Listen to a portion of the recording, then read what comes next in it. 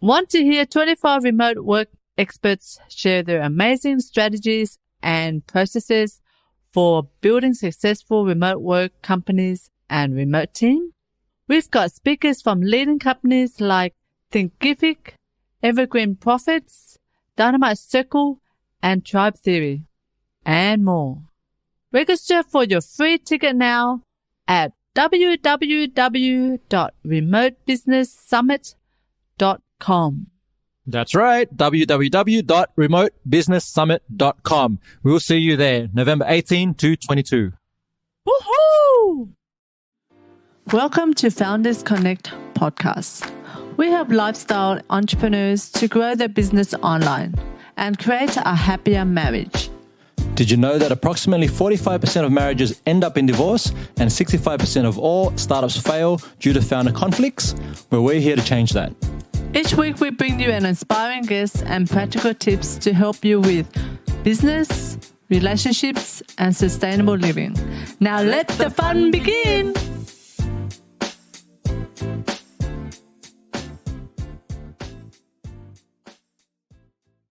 Hi, I'm Cindy Pham. And I'm Anthony Chansamuth. And we're from Founders Connect.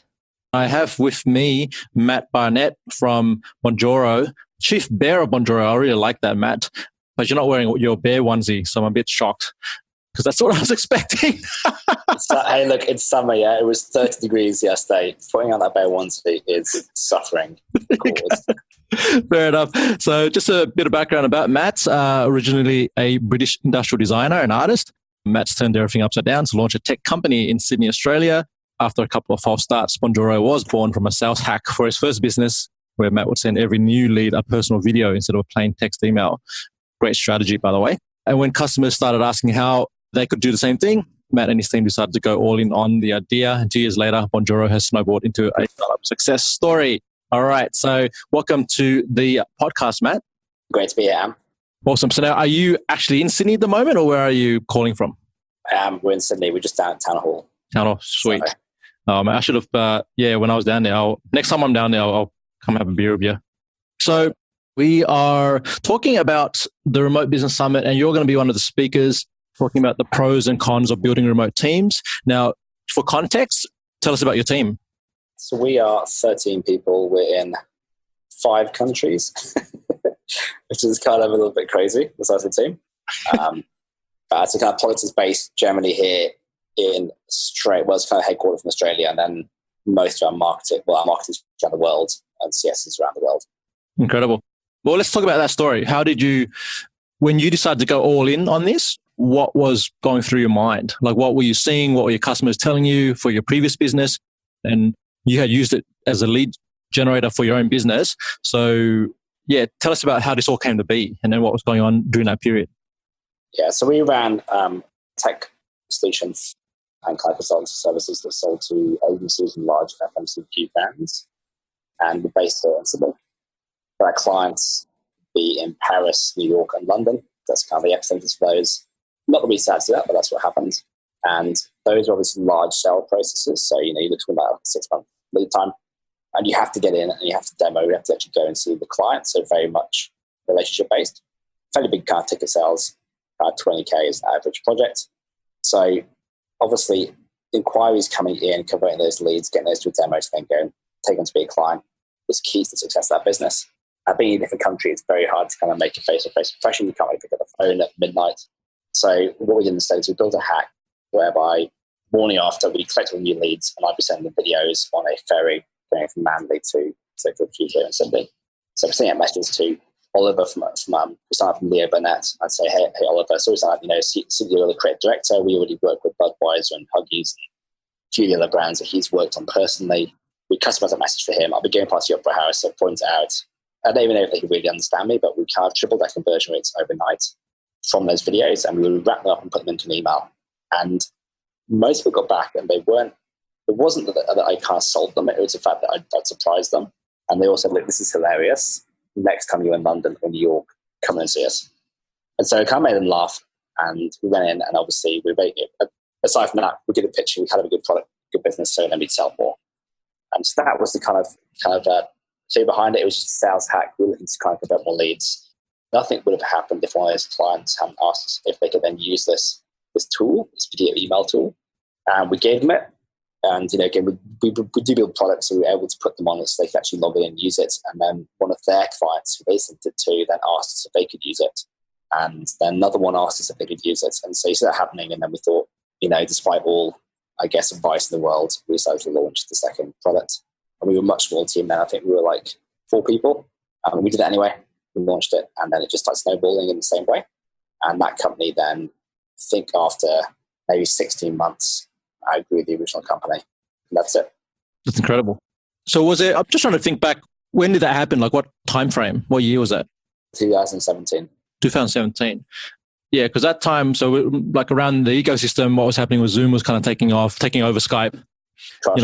Yeah, that's it, crushing it. YouTube already blew up. Instagram, we're going to Snapchat, all these other video platforms are coming into. Yeah, interesting. So why do you feel that video, really, what was resonating with these prospects? Like apart from it being, hilarious, and I love that because that's all about your brand, particularly stands out in that regard, and it works for you guys. But why do you feel like video really is powerful when you're sending that as a lead generator, sort of part of the sales process? Yeah, so I don't think it's video. I think what it is actually taking time with a new lead, personally. And the problem with email is you can't tell if it's auto-generated. Whereas when you send a video, it's for you. When someone says your name and your company name and potentially the city you're from and references to your clients, it's real. That person has stopped their day, spent a minute doing that. I think given the world we live in where everyone's communicating online, everyone's gone for automation, that's actually incredibly rare. And even when it is genuine, people do it in emails, it's hard to tell if it's real. So that's why it works. Now, video, say, is the medium that helps you do that. I think everyone gets very excited about the word video, but really, video is just a medium. At the end of the day, me and you, if we were sitting in a cafe right now, we would be having the same conversation. It wouldn't change much. It's just a medium. Whatever you need to do to show that you care about the client, it so happens, for the moment, video is hard to fake. Yeah, we can talk about that. But there are some interesting technology coming along in that way too. You are listening to the Founders Connect podcast, helping lifestyle entrepreneurs to grow their business online and create a happier marriage. Now back to the show. But you're right. I would agree with that. And it is about just taking the time, really. And people appreciate, the handwritten letter. They appreciate the smile on the camera and all this sort of thing. So that's awesome. Now, tell us about, if you want to track back to wherever, really like the question that I want to ask here is, what's your courageous story? What has been a really courageous decision, whether it's in your career, in your journey so far? Would love for you to share something that was really scary for you at the time or just really tough. And what was the decision and has that changed your trajectory? So if you look at our company, we're actually registered as Vimily Pty, not Bonjoro or not Verbate, which is the company that birthed Bonjoro. And that's because we had an original company that was actually about 7 years ago involved in video, and it was doing video family life trees. And we raised some money for it. We had a lot of investors. We went and built it. Couldn't get people to activate. I think we just partly too early in video. So we were doing mobile video 7 years ago. It was a brand new thing. Most people didn't even have cameras that could upload, have data to support it. That whole business, although it had legs, it ultimately imploded. The co-founder walked out one day, tried to take the team with them. And rather than shutting the doors, we decided to one of the team stay with me. We had maybe 20K left at the bank. One of our investors actually gave us a bit more money because we had another idea, which was to turn it into this second business, which was around research. And we went back to our living rooms for a year on that. It was pretty grueling, but ultimately that birthed that second company, which did pretty good, which has then birthed obviously Bonjoro at the end of it. So if we hadn't made that decision, and it was probably more from a moral standpoint, if we had backers and team that want to keep going, then we wouldn't be here today. But it was pretty tough. We look back and you're like, well, obviously it all worked out. Yeah, but for many people, it doesn't work out. So I think it's the thing. I think as long as I think founders are going to make it when, they have a fail and then they come back the next day and keep going. That really is what ends up, you see people and you go, well, they'll make it. Like, it doesn't matter if they haven't made it now. But it doesn't matter at all. Yeah, the ones that keep coming back, those are the ones that will be there at the end of the game. How did you deal with that when you're in that scenario?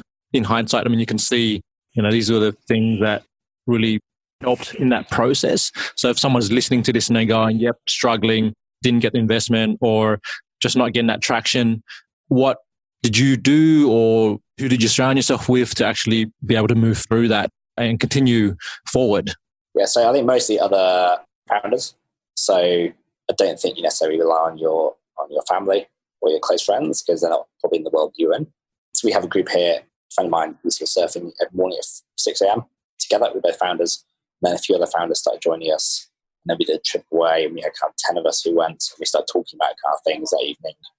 And now we have a group. It's about a good solid 50, 60 people. We run the event once every kind of 3-4 months. So we do a couple of summer trips and then a winter trip. And it's all kind of like snowboarding, surfing, kite surfing during the daytime. And then the evening we had a few talks. We generally get someone who's, raised a couple $1 million, or someone who's sold out, or someone who's going through something difficult. Chat about that. We kind of have a bit of policy of whatever happens on the trip stays on the trip. And so we use that. We have a few investors come along as well. That group has become an amazing support network. And so I think when you do that, you realize everyone else is going through the same shit you're going through. Like everyone's had problems. Everyone's had breaking points. The ones that are still there, the ones that have made it through. So it actually becomes quite easy then. Yeah. On your own. It makes it a lot easier. Yeah.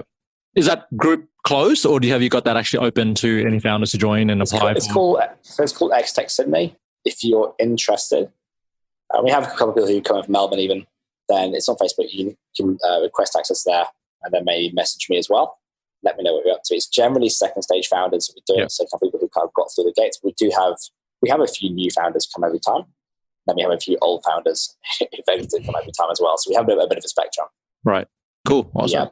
Yeah, I'll definitely, let's talk about that afterwards. But I think it's a great, this is the thing, right? For a lot of startup founders, there are a lot of resources, but those who are in second stage and sort of what do you do and where do you go? And so if not me, definitely I might be able to refer some people to you who might be in that position. Love it. All right. So now you're going to be talking about the pros and cons of building a remote team. Why do you think that's an important topic to talk about on the summit? Well, it's becoming more and more of a thing.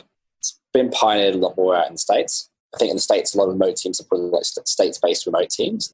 It's actually quite easier because obviously you get people in Delaware or Baltimore or Michigan, and you can work together on the same time zones. That started to bleed out, and you see more teams using remote around the world. When you're based somewhere like Australia, like almost if you had this forced, if you're going global, because your customers will not be on your time zone. So with us, 95% of our customers are not Australian. That means we've had to do it regardless.